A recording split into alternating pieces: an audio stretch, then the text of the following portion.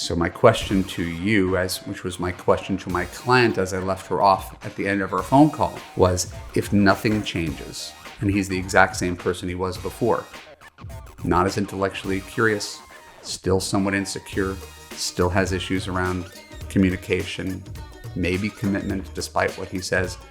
If he's the exact same person he was before, will this be good enough? Could you do this relationship that you've already ended twice? Can you do this for the next 30 years? Because that's what you're signing on for. It's not just the pain of the short-term loss of letting a guy go. It's, I'm committed to doing this roller coaster every day, every week, every month, every year for the rest of my life. And my suggestion is simply, if your relationship's a roller coaster, get off the roller coaster. Start afresh. You can. You deserve it. Hey, this is Marc, Katz, dating coach for smart, strong, successful women. You probably already knew that. Welcome back to the Love You podcast. Today, there is no going back. Before we talk about what that means, I want to remind you, we depend on your support. So please, if you enjoy this podcast, subscribe on Apple, subscribe on Spotify, give us a positive review in both places. Now, today's no going back event is spurred by a conversation that I recently had with a client. I want to volunteer that my clients always know that I will protect their identity, but that I need to be able to share stories of what they're doing to be able to teach.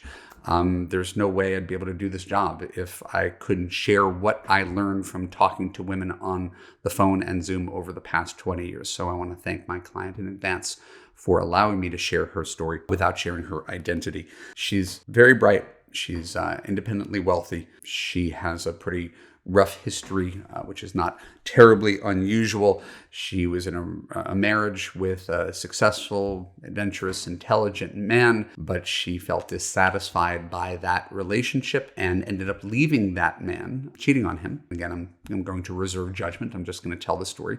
Ended up leaving him for another man with whom she felt a very passionate connection. And she left her guy for this other guy, dove into this relationship. And it was, as you would expect, a passionate relationship. The problem with the passionate relationship was they didn't really seem to be entirely compatible because apart from this physical connection that they had, they were missing some of the things that she had in her marriage. Namely, he wasn't as intellectually curious. He wasn't as adventurous. He wasn't as confident as her husband. They just had this other connection that she and her husband were missing. And last week we talked about the overcorrection. You could see it in effect right here. They broke up a couple times, got back together a couple times, and she ended up hiring me after maybe the second breakup with her passionate love affair. She wanted to move on. And a big part of my work is helping women move on, just reminding you that if the relationship took that much work, it probably wasn't the right relationship. And if you learn to make slight course corrections to your dating and man-picking methodology, you will be able to find something that lasts, that makes you happy, where you have passion, you have connection, and you have long-term stability as well. It didn't quite take. And I share this not to throw her under the bus, nor to point to myself as being an ineffective coach, which is the very nature of relationships. You could stand on your soapbox and give advice, and people are always going to do what they do. And so she went back to him. Again, I'm getting ahead in the story, but she went back to him in a gap between, we might have gone a month without talking due to some circumstances.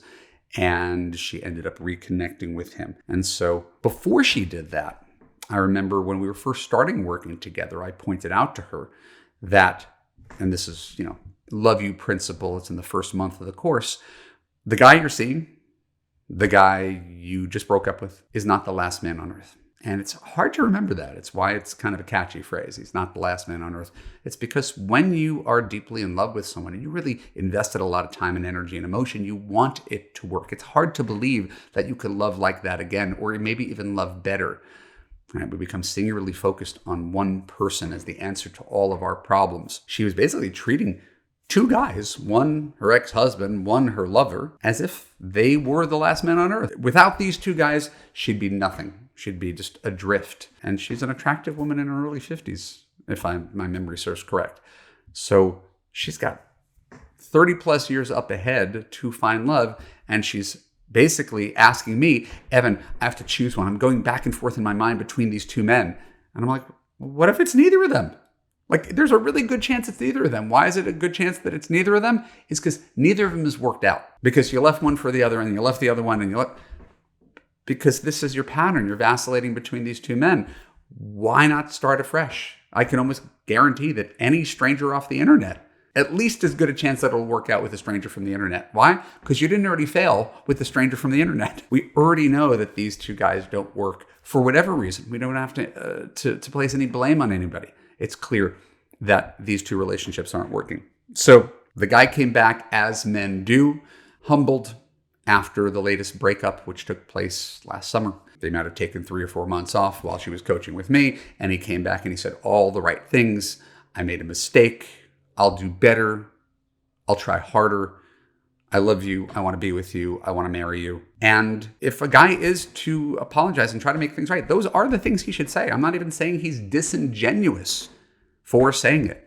It's just that's what a guy has to say to have a chance of getting you back. So he said all the right things and she bought it. Why did she buy it? Because she wants to.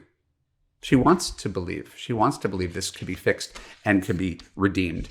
And I don't blame her. She's a human being. She has a lot invested. She really loves this guy. And she said this in earnest. Like she actually said this with a certain sort of pride.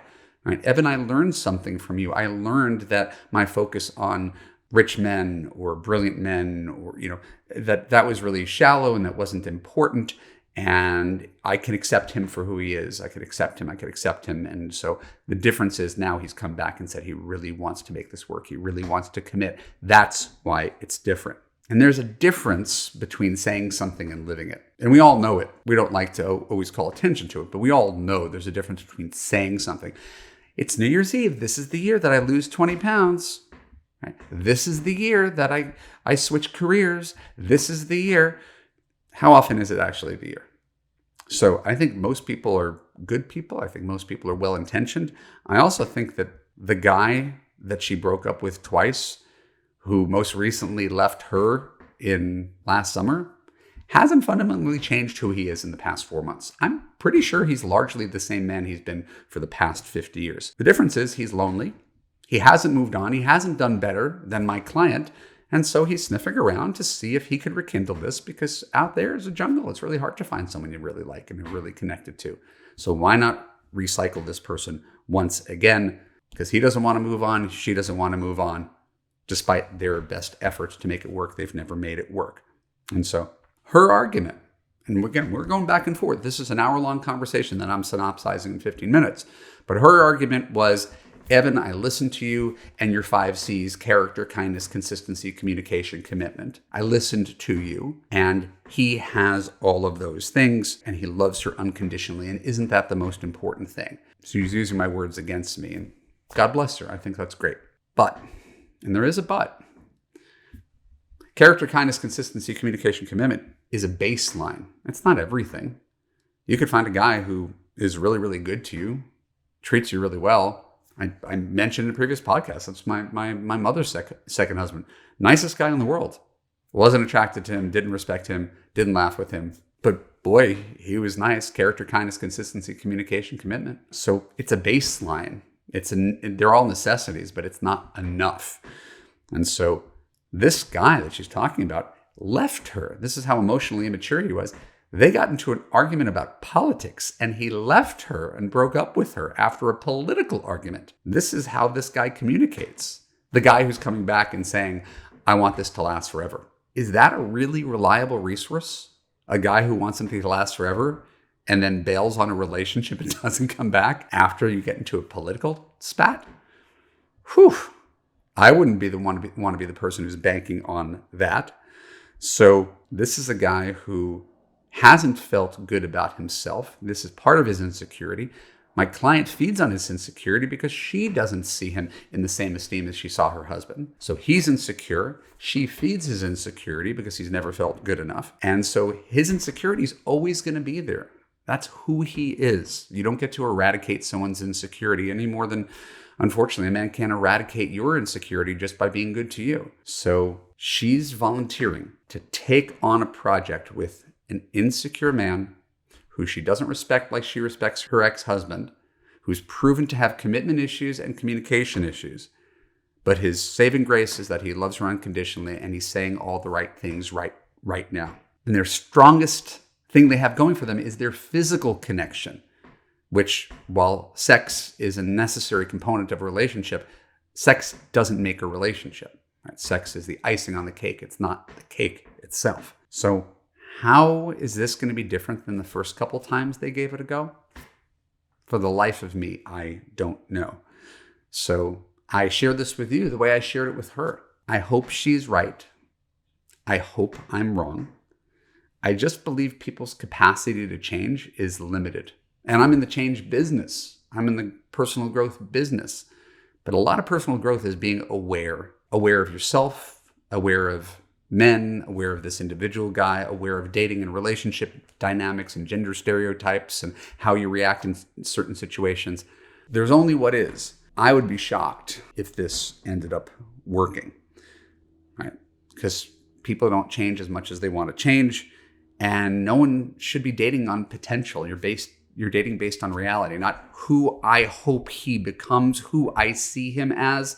There's only what is. So my question to you, which was my question to my client as I left her off at the end of our phone call, was if nothing changes and he's the exact same person he was before, not as intellectually curious, still somewhat insecure, still has issues around communication, maybe commitment, despite what he says.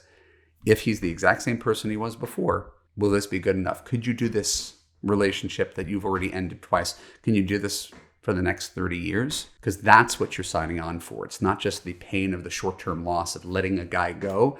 It's, I'm committed to doing this roller coaster every day, every week, every month, every year for the rest of my life. And my suggestion is simply, if your relationship's a roller coaster, get off the roller coaster. Start afresh. You can. You deserve it. My name is Marc Katz. This is the Love You Podcast. If you enjoy this podcast, if it makes you think, if it occasionally makes you laugh, subscribe on Apple, subscribe on Spotify, subscribe on YouTube. These past Love You podcasts have really been a blast. I've enjoyed them a lot. I hope you have too. I feel like we're in a groove here. I don't know. I'm probably a little bit biased, but I'm enjoying what we're doing. Please go to evanmarckatz.com/apply. Book a time to talk with me, and I'll listen to you. I'll learn about you, and we'll figure out how we could help you find love in 2024. Thank you so very much. I love you. I appreciate you. I thank you for being a part of my life and the Love You Podcast. I will see you again next week.